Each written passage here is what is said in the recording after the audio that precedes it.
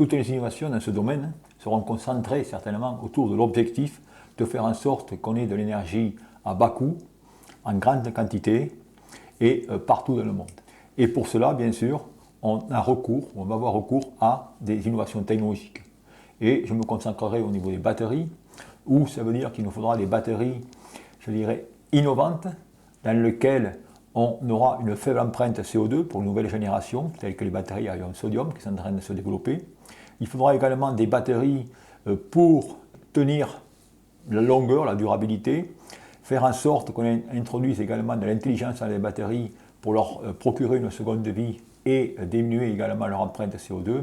Et enfin, il y a bien sûr la problématique très importante qui n'est pas encore résolue aujourd'hui, mais dans laquelle il va falloir directement des ruptures technologiques, qui est celle du stockage saisonnier. Le temps de l'innovation technologique est très varié.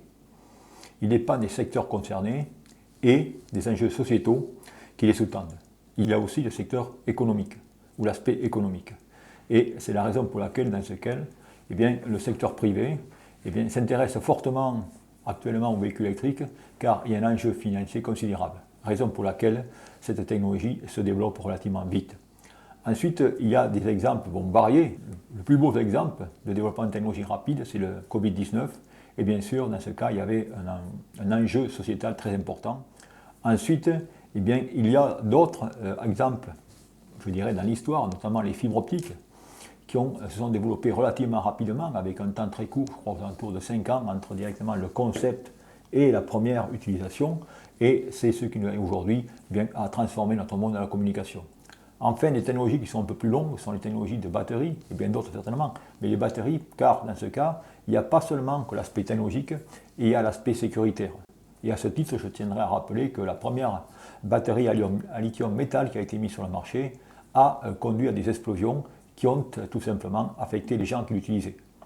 D'où voilà à peu près, si vous voulez, les différents aspects de temps, de maturation de nos technologies et de développement. Une recherche fondamentale sur des problématiques technologiques concrètes est totalement compatible avec une industrie avide de résultats. En revanche, ce n'est pas le cas de certaines technologies et de certaines recherches fondamentales qui visent à développer de nouveaux concepts ou des ruptures technologiques. Où dans ce cas, il faut du temps, et c'est la raison pour laquelle, actuellement, toutes ces recherches ne se font plus au niveau des industriels, mais par contre au niveau de nos institutions et surtout au niveau européen.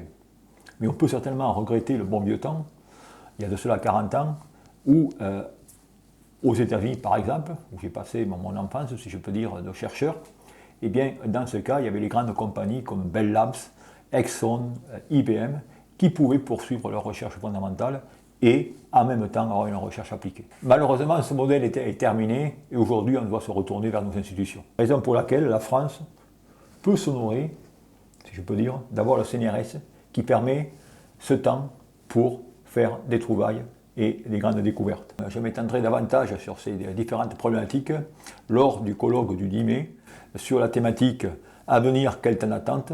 et là je traiterai plus particulièrement du temps de l'innovation sur toutes les problématiques de recherche liées à l'énergie.